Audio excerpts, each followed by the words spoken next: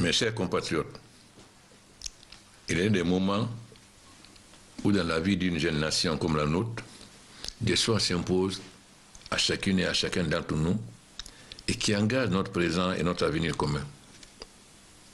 Nous vivons aujourd'hui l'un de ces moments. Notre pays, comme tous les autres, traverse des difficultés qui, si nous en prenons la mesure exacte, sans passion ni calcul, peuvent être surmontées. C'est pourquoi j'en appelle au sens élevé du devoir de chacun d'entre nous et vous assure tous, mes chers compatriotes, à un véritable sursaut national. Chacun doit se rappeler en toutes circonstances que l'intérêt de notre pays est au-dessus de tout. Notre Guinée nous survivra et quoi qu'il arrive, restera debout et forte. Mes chers compatriotes, chacun de vous connaît l'immense espoir que j'ai toujours placé dans notre jeunesse, qui a toute ma confiance et bénéficie aujourd'hui de toute l'attention de la part de l'État, du gouvernement et de moi-même. Chacun d'entre nous peut donc comprendre ma préoccupation si c'est de toute la nation face à la grève des anciens qui perdure au grand dam de tous, avec des conséquences malheureuses pour tout le pays et son système économique. Je regrette, comme tous les Guinéens, les élèves et leurs parents, que notre école connaisse une situation de grève. À travers nos enfants aujourd'hui privés de leur droit à l'enseignement, se joue notre avenir individuel et collectif. Ma responsabilité première en tant que chef de l'État est d'être à l'écoute de tous les Guinéens et de trouver des solutions aux problèmes du pays dans un langage de vérité et de sincérité partagée. Convaincu que celles du dialogue et la concertation sont en mesure de mettre fin à toutes les incompréhensions. J'en appelle à toutes et à tous à faire conseil au gouvernement et à moi-même pour répondre à la respiration légitime dans le cadre d'un échange franc et d'un partenariat responsable. Malgré les progrès significatifs réalisés ces dernières années, des efforts immenses restent certes à accomplir pour améliorer les conditions de vie et de travail des travailleurs. J'en suis conscient. Mes chers compatriotes, soyez assurés que nous continuerons à faire tout ce qui est en notre pouvoir pour le bien-être du peuple, malgré les difficultés et les défis auxquels notre pays est aujourd'hui confronté. En effet, nos ressources sont très limitées, les besoins dans tous les domaines sont considérables et chaque jour plus pressant. Tout est priorité, tout est urgence. N'en doutez pas. Je prendrai toutes les mesures souhaitées par la majorité silencieuse de nos compatriotes pour combattre la gabegie financière et économique, la corruption et l'impunité. Et il est du devoir de chaque citoyen et plus encore de l'État d'inscrire son action et son comportement dans la promotion d'une gouvernance politique, économique vertueuse. J'ignore pas les difficultés, car il est difficile de changer des habitudes qui sont installées pendant des décennies.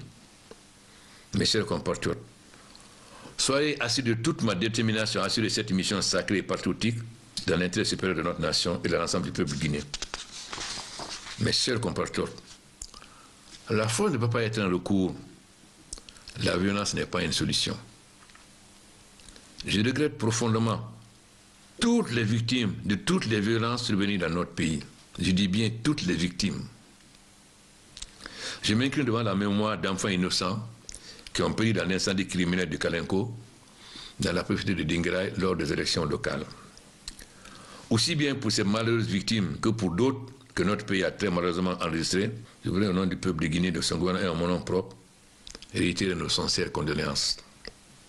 Je voudrais aussi dire à toutes les familles endeuillées et attristées qu'elles ne sont pas seules, que l'État sera toujours à leur côté pour leur assurer sa compassion, son soutien et sa solidarité. C'est par la recherche et la préservation constante de la justice et de l'égalité entre tous les citoyens que nous parviendrons à une société juste et paisible. Mes chers compatriotes, sans l'unité de notre pays et la fraternité entre les Guinéens, nous ne pourrons pas triompher de nos doutes et interrogations et préparer ensemble, en toute confiance, un avenir plus que jamais promoteur. L'espoir est permis grâce à la confiance retrouvée dans notre pays de nos partenaires techniques et financiers et de la communauté internationale qui s'est manifestée notamment lors du groupe international à Paris. Ce qui nous a permis d'avoir un niveau de mobilisation des ressources jamais égalé dans l'histoire de notre pays.